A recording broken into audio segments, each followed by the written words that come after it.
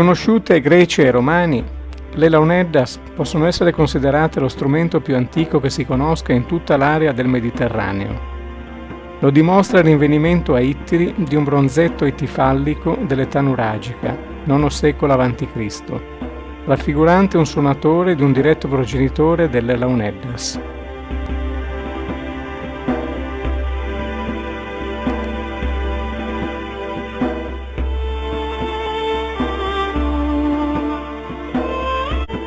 Le launeddas conservano ancora oggi la loro struttura primordiale. Sono costituite da 3 canne palustri, di diversa lunghezza e diametro, 2 unite e una libera. La canna più lunga, circa 60 cm, detta tumbu, è ottenuta con 3 pezzi di canna comune, incastrati l'uno con l'altro. Su tumbu non presenta fori diteggiabili e funge da basso continuo dall'inizio al termine del brano.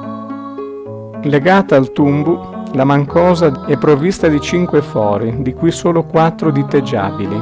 Con questi 5 toni di contralto, la mancosa esegue la melodia. Come dice il nome, la mancosedda è simile alla mancosa, ma nella maggior parte dei casi di dimensione e sezione più piccole. Per queste caratteristiche produce i suoni più acuti che marcano la melodia.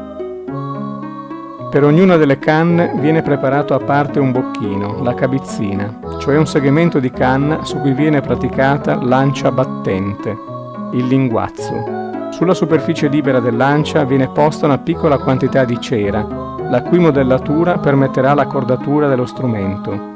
Per lo stesso motivo viene posta una piccola quantità di cera sull'ultimo foro delle 2 canne più piccole, l'arrefino, il raffinatore di suono, ed anche sulle 3 imboccature.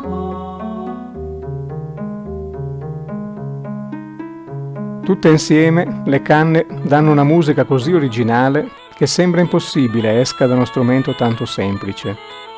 Semplice ma difficilissimo da suonare, perché occorre molto esercizio e allenamento nell'applicare la cosiddetta tecnica del fiato continuo, che consiste nel riprendere fiato dal naso utilizzando in quell'istante l'aria tenuta di riserva nelle gote della bocca, gonfiate a forza, per immettere aria in continuazione e nella stessa intensità, per produrre il basso continuo.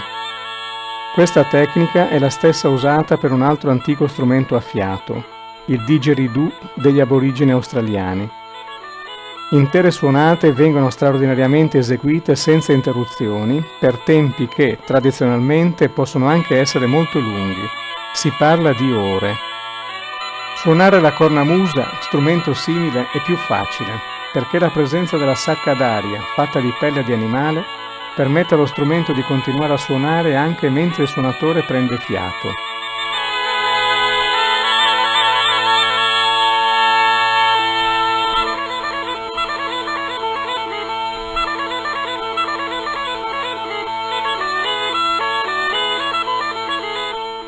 Le launeddas si dividono in famiglie che prendono nome a seconda della tonalità in cui sono tagliati. Questi tipi si chiamano concertu, concerti, e a seconda del timbro più chiaro o più cupo vengono impiegati in occasioni diverse. Per questo i suonatori di launeddas se ne portano sempre dietro un'intera collezione, trasportandoli in un particolare astuccio a forma di tubo chiamato straccasciu. Gli strumenti principali si chiamano fiorassiu, mediana, punte organo, mediana pipia, fiuda, sinfonia, spinellu, contrappuntu. Ogni concerto è caratterizzato dalla diversità degli intervalli tra le note, dall'estensione musicale e da una predominanza armonica piuttosto che un'altra.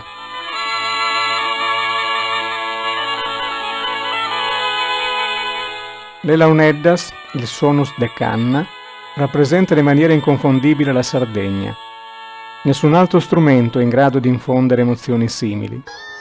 Se il canto a tenore rappresenta la profondità, le launeddas rappresentano la spazialità, una spazialità circolare, il cui centro è costituito dal basso continuo. Diceva Mircea Eliade che l'uomo non può vivere senza costruire a se stesso uno spazio sacro. 500 inizia la secolare lotta della Chiesa contro l'antica consuetudine di ballare in chiesa e banchettare in onore del santo patrono.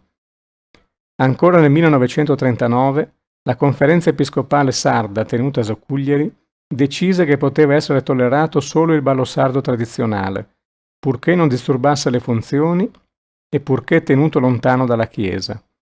Le ulteriori restrizioni imposte dal regime fascista avviarono un lento declino delle Launeddas, che ebbe una grande accelerazione nel periodo bellico. Ben più aspra è stata la lotta contro i poeti estemporanei, personaggi mitici ed osannati quanti suonatori di Launeddas, perseguitati a partire dal 1824 con ammonimenti o veri e propri divieti.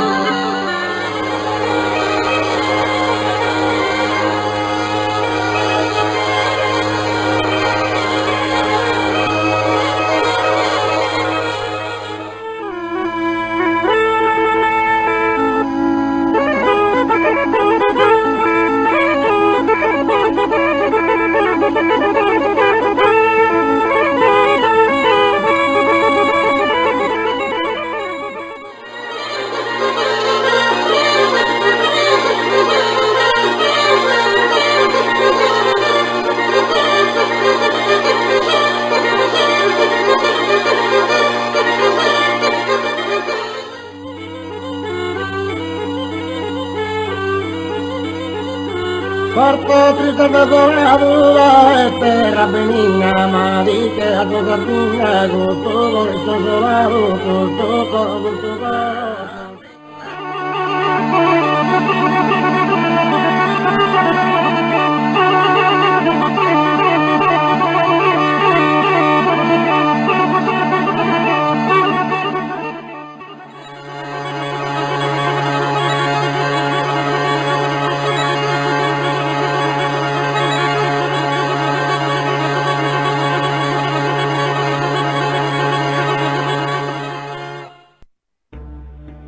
Il mito narra che una ninfa si sia trasformata in canna per sfuggire a Pan, dio dei boschi, ed egli, per consolarsi, usò la canna per suonare.